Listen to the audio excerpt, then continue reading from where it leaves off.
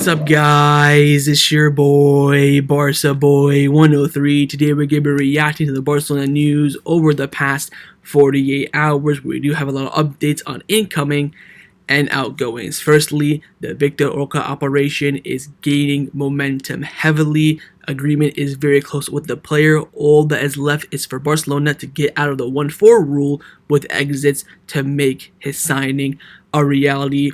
All operations, all structures for what happens if we can bring him in now or not are being analyzed by the club, but his signature and becoming a true Blaugrana is very, very, very close. Now, of course, one of Barcelona's main priorities this summer is to reinforce the pivot position, and with Joao, Kimmich, and Zubimendi being part of Plan A, along with Amrabat and all those operations becoming complicated, the new sporting director Deco has presented two new names for the pivot position. We'll talk about that, and also two new names have emerged as possible signings in the right back position, and also there are chances for Dest to stay as well. We'll discuss that, but of course, for players to come in, sales. The club must sell players this summer. We have an update on the future of Ansu Fati, Dest as well. Huge update on Clement Lenglet as well. We do have contract renewal updates on Alejandro, Balde, Lamine, Yamal, some wage bill FFP updates, Juan update, and of course our new home kit for next season has officially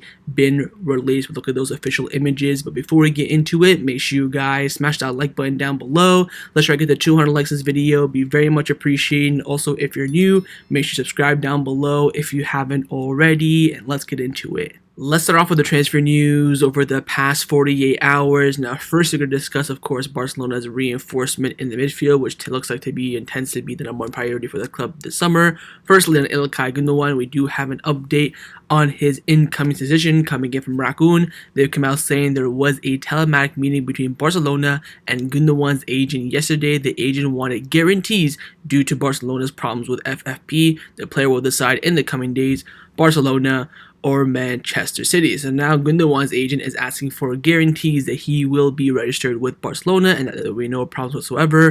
And apparently Barcelona have given them that reassurance that he will be registered without any issues. So wait and see on Ilkay Gundogan. Again, his decision will be coming in 100% by the end of this week, in my opinion. I expect it now to be in the weekend time. It could be later on today, Friday evening perhaps, but I suspect by the weekend time. Apparently he wants to make a decision before he plays his game for Germany in international duty, so hopefully he will do so, and we'll wait and see what he decides. But again, according to reports in Spain, all roads lead to him deciding to Barcelona. Now, one of the alternatives for Barcelona in the pivot position is, of course, Sofyan Amrabat, and he does want some sort of communication from Barcelona in the next few days of whether or not he's interested in that move, because again, he's looking for a move this summer from Florentino. Priorities Barcelona. He wants some sort of communication saying that, hey, we want you, just wait, or we don't want you, that way he can resolve his future. A lot of clubs interested in him.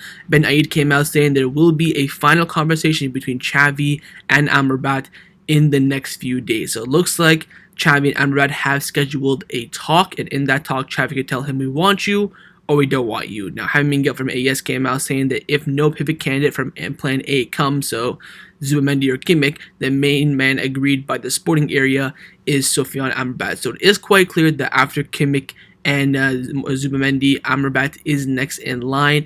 Again, I don't see him as a pivot, but I do think he's a quality player, and if we do sign him now and then bring in an actual pivot, maybe next summer, he can then move up in the midfield. I think he'd be very, very good for us there. So wait and see with Amrabat. I think we'll have to wait and see what Xavi and Amrabat discuss in this final conversation. Whether or not Xavi tells him we want you, wait, or I think it's very unlikely that we do go for you, although it's still possible, or we don't want you at all. Then it'll be up to Amrabat to make that decision. If it's, of course, a no. If it's a yes, I think no doubt he'll wait. So we'll see what that final outcome is in that conversation. Now, with the Martin Zubimendi and Joao Kimmich operations becoming more and more complicated, the club have now started to look at other avenues on where they can improve in the pivot position, and two new names have emerged, and it's coming from the new sporting director, Deco. Sport came out saying that Joan, Palhinha, and Florentino Luis are options to replace Busquets. Deco has maintained contacts with them and assured that they will be able to join Barcelona,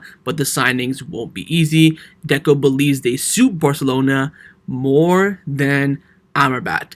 As a pivot, I do agree. Fulham's asking price for Joan Palhinha will be around 50 million euros, and they're open to exchanges. Florentino Luis has an 120 million euro release clause, but Benfica can sell him for around 40, and they could be interested in some of Barcelona's discards. So Barcelona could use maybe some loan players here: Umtiti, Lenglet, Dest, Collado, maybe even Nico. But again, Deco has brought some names forward following the convocation of the Kimmich and Zubimendi operation.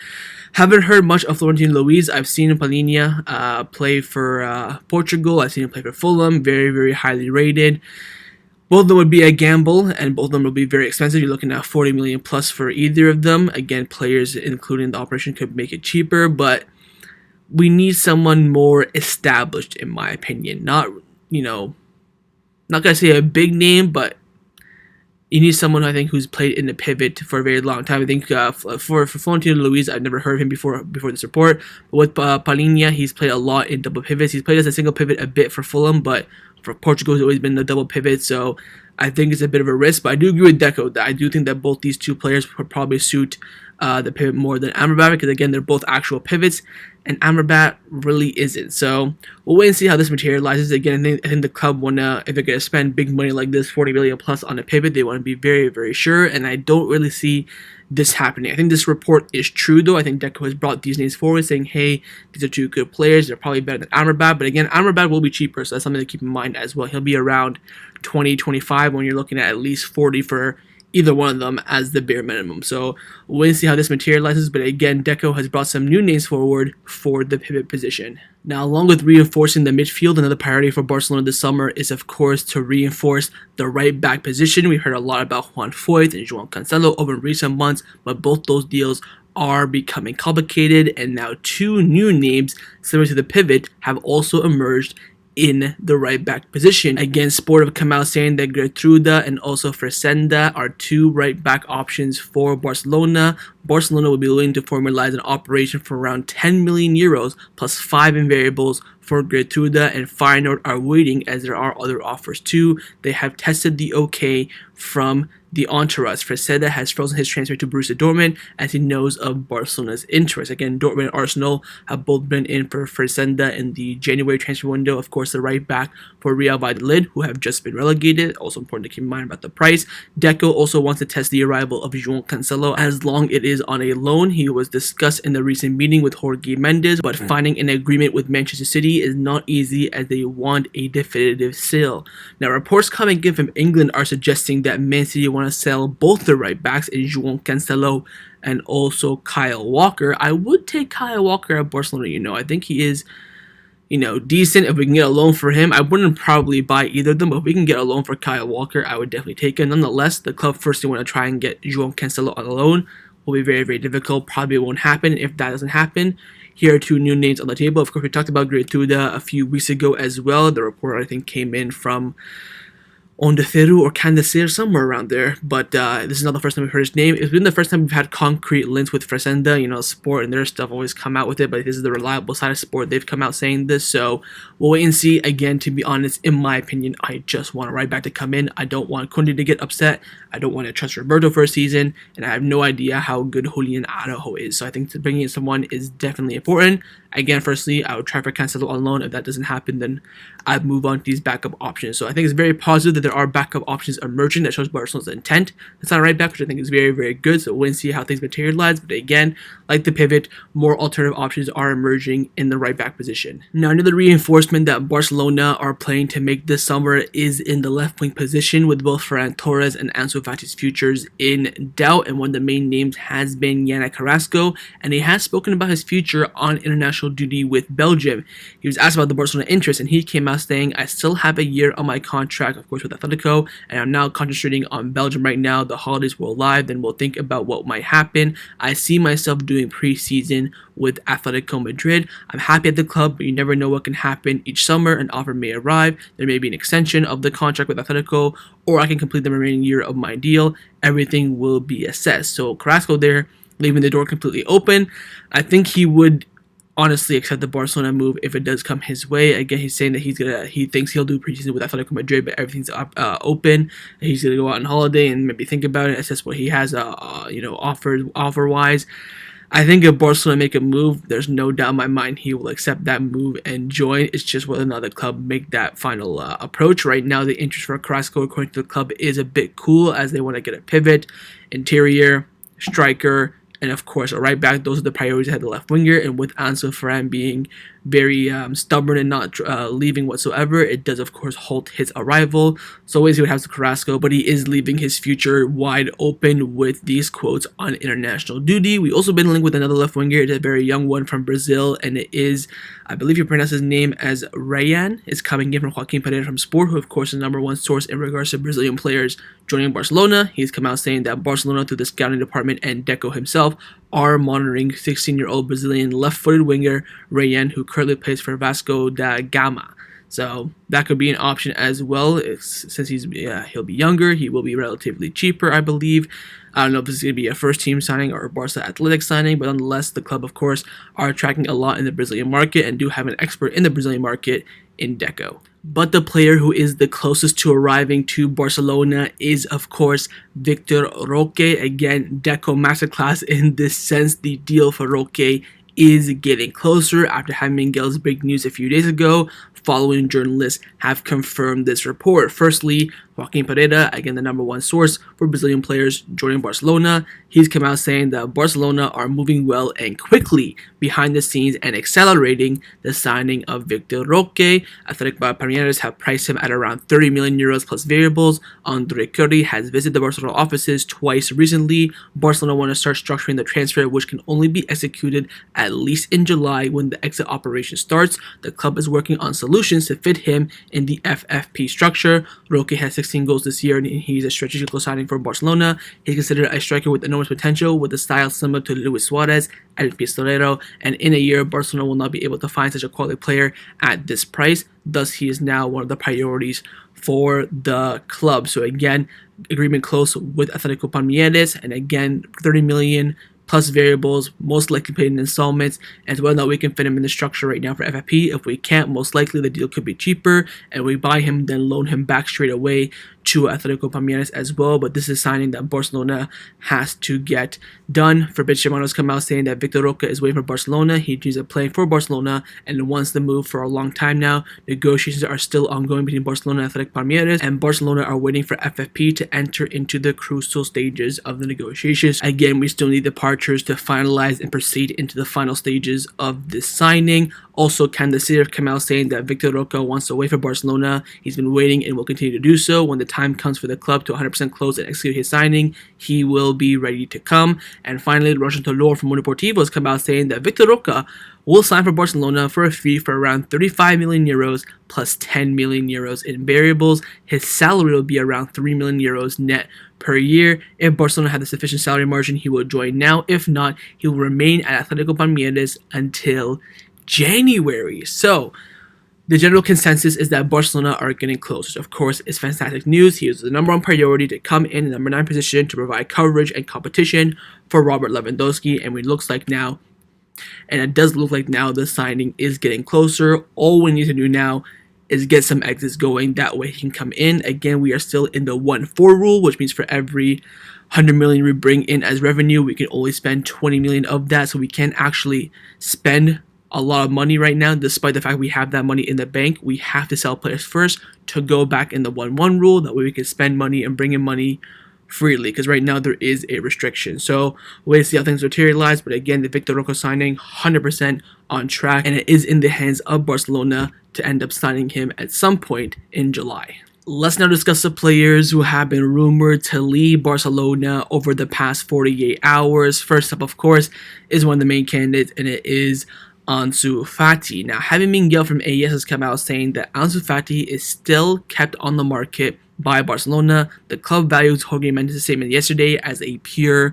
strategy. His statement is that Ansu Fati wants to stay. Fati knows through his agent Mendes that the club is not counting on him for next season. However, until now, he has not been open to leaving. Mendes presented him with an offer from Wolves, but he was not convinced. The market has just begun, though. Fati's hypothetical sale would help with the financial capabilities of Barcelona a lot and will help to bring in Gundogan and also Vitor Roque. If Fati continues to resist an exit, then the club would have to look to sell some players whom they don't want to sell. What is clear is that Barcelona want to start the next operation as soon as possible to have margin to maneuver. All possible signings are stalled now, waiting for sales to happen. Now, I think free agents won't be a problem, so Inigo Martinez and Ilkay Gundogan will still come in, but definitely signings with cash, so Pivot, Vitor Roque, right back, we cannot do those until we materialize sales. Again, hopefully the loan players will help with that. Your Umtiti's, Lenglet, Dest, Collado, Nico, and Abdi. We can get rid of those first, get them off the wage bill, because of course, Umtiti and Lenglet have huge salaries, and Abdi and Nico could bring in some revenue. But again, this is going to be the issue. When these players that we want to leave don't want to leave,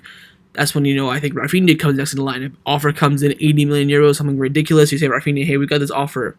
Would you be able to move? And maybe he'll be like, yeah, I'm down. I'll go. So that's going to be the main issue. We're going to have to sell our better players because the weaker players don't want to leave. Although with Ansu, I would keep him, but I understand the club. He's from the academy. He'll bring so much, financial capabilities, and economically wise, it's just better. He's on, 150k a week. He'll bring in around 80 million euros. But I don't blame him. Wolves offer, come on, they're like, what, 16th, 18th, not 18th, 16th, 15th in the Premier League.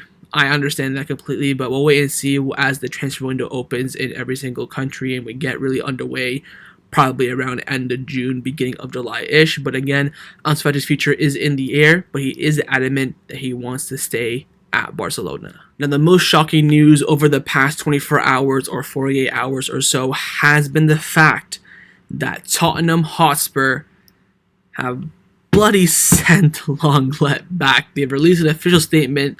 Tottenham Hotspur announces they are parting ways with Clement Lenglet and will not sign him permanently. He will return to Barcelona when his loan spell ends on June the 30th. They released a big statement. I think Dan Juma was mentioned and other players, but I could not believe this.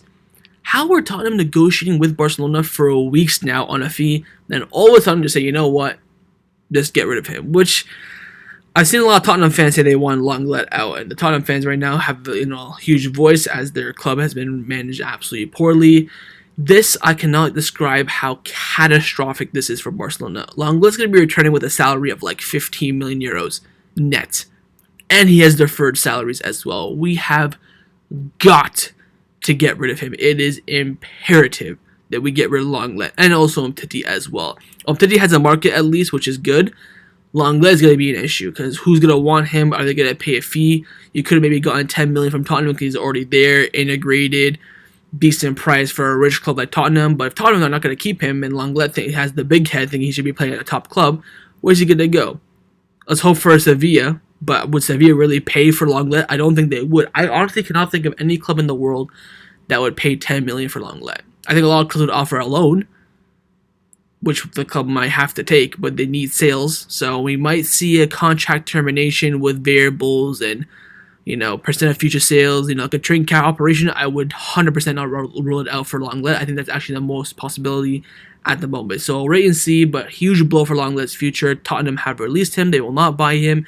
And now Lenglet's future is absolutely 1,000% in the air. Now, on the topic of loan players, there is another loan player whose future at Barcelona is getting more and more clarity as every single day passes, and he does have the opportunity to stay at Barcelona, and it is Sergino Dest. Gabriel Sanz from Mundo Deportivo has come out saying that at Barcelona, they do not rule out the return of Dest. It is a possibility that being considered, although they're describing it as very difficult because the main objective is to close the transfer either permanent or loan. So the club want to get rid of Dest, but they're saying that if they don't, they of course will keep him and play him in the first team, which makes sense. Now, of course, Dest, no current offers on the table, definitely not permanently. I don't know about this Union Berlin loan move. Mundo Deportivo reported it, but then Ben Aid, who is very close to Dest, said that's not true. So I have no idea, but I think getting rid of Dest is important. I'd rather get rid of Dest for 5 million than spend 10 million on Fresneda or what's the other guy's name? Geertruida. Either of them I would rather bring in than bet on Dest, because once you fail at Barcelona, you try to get rid of them, and then they come back, it just never works out. I've seen this multiple times. So wait and see with Dest. Again, if he does not, of course, leave, then he will end up staying. But again, the club's main objective is to get rid of Dest in any way, shape, or form. Let's now discuss some contract renewal updates around the first team at Barcelona. Just technically one update, or you could say two. It is on the contract renewal of both Alejandro Balde and also Lamine Yamal. Roger Tador from Mundo Deportivo has come out saying that in recent meeting with Jorge Mendes, Barcelona sent the renewal offers for both Alejandro Balde and Lamine Yamal to the agent. Barcelona offered Balde a renewal until 2027. Current one ends, of course, in 2024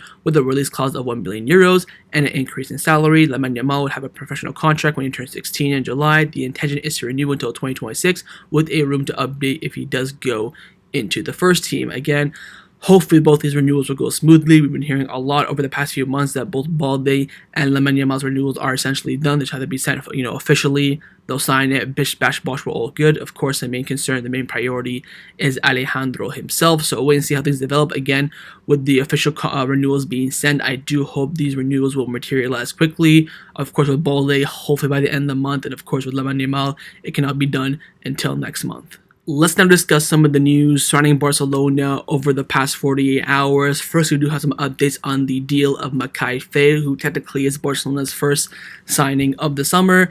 We do have an update on some of his fees. There are reports coming in that Barcelona will pay around 1.5 million euros for Mikayil Faye and not the 5 million euros that Romano said, and he will be signed as a Barcelona Athletic player. But then Raccoon came out saying that Mikayil Faye will be signed for around 1.2 million, according to sources close to negotiation. He will strengthen Barca Athletic this morning, of course. Yesterday, he passed his medical test and all that sort of stuff. And then finally, Fabrizio Romano came out saying that Barcelona have also included a release clause worth around 400 million euros into the contract of Mikayil Faye, and Faye will do preseason with the first team as Xavi wants to monitor him closely. Now, in the last video, I told you about the Barca Athletic players who could come to preseason with Barcelona. Astanias, Garrido, Casado, Geertruida, I think were the main four, and of course Lamine Yamal. So Mikayil Faye can be added to that list as well. So he will be a Barca Athletic signing, but of course with a possibility to grow into the first team. And with the addition of Mikayil Faye, Barcelona have officially sorted out their center back department for this summer. Sport have come out saying that planning for the center backs is done. Araujo, Christensen, Koundé, Inigo Martinez, and the idea is that Geertruida will be a fifth center back in case of an emergency. You also have, of course, Mikayil Faye, and the future of Eric Garcia at the moment is still uncertain. But again, no more movements will be happening in the center back department. It is fully complete now. There have been reports about Koundé being open to leaving, possibly if a big offer comes in. We'll wait and see on that, but of course Araujo untouchable. Christensen has been deemed untouchable. Of course, we talked about that on the last few videos as well. Of course, Inigo Martinez new signing, so he won't leave. So center back department for Barcelona is secured. I think only departures now could be possible. I doubt we're gonna sign 100%.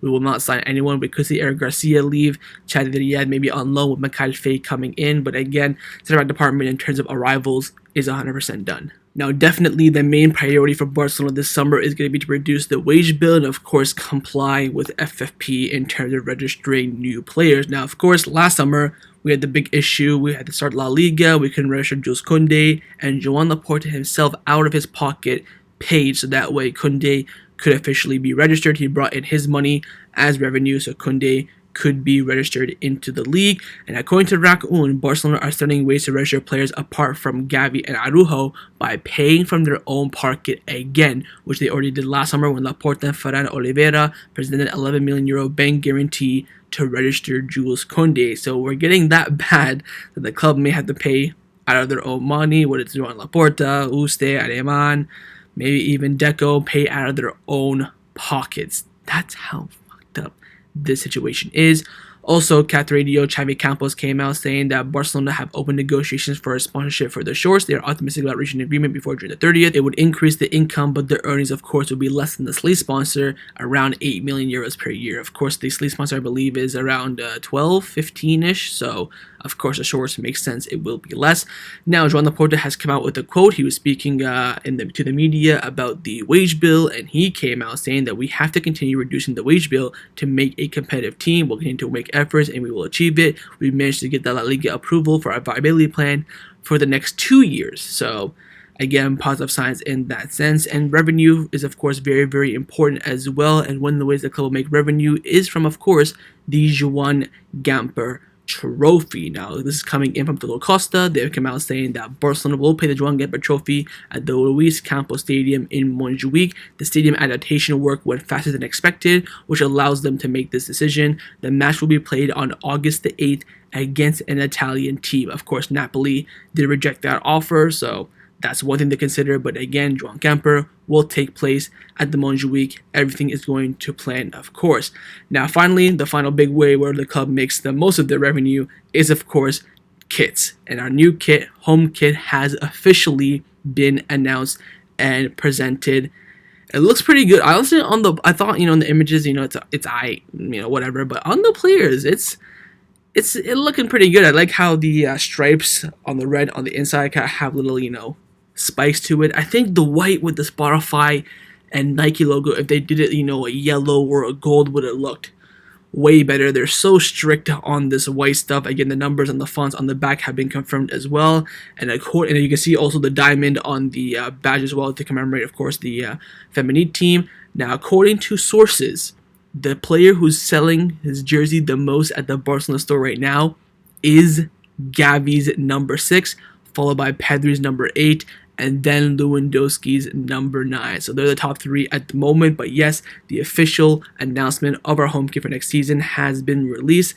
Kit looks great, and hopefully we can win some big trophies with it. So that was my reaction to the Barcelona news over the past 48 hours. Hopefully you guys enjoyed this video. If you did, make sure to leave a like, and of course leave me your thoughts down below in the comments on everything we discussed. But the main thing I want to know first, of course, is your thoughts on the signing of Vitor Roque. Think it'll be completed very soon. Think it'll actually be registered for Barcelona in time, and your thoughts on the price as well. Secondly, on the new pivot list that Deco presented as alternatives, what are your thoughts on Palhinha, Florentino, Luis? Thirdly, in the right back position, what are your thoughts on that as well? Would you bring back Dest? Would you bet on one of the 2 other options that have emerged recently? And finally, your thoughts on the future of Ansu Fati, and do you think he'll end up staying at Barcelona this summer or leaving? And of course, make sure you guys subscribe down below if you haven't already, and I'll see you guys next time on the channel. Take care, and Forza Barca.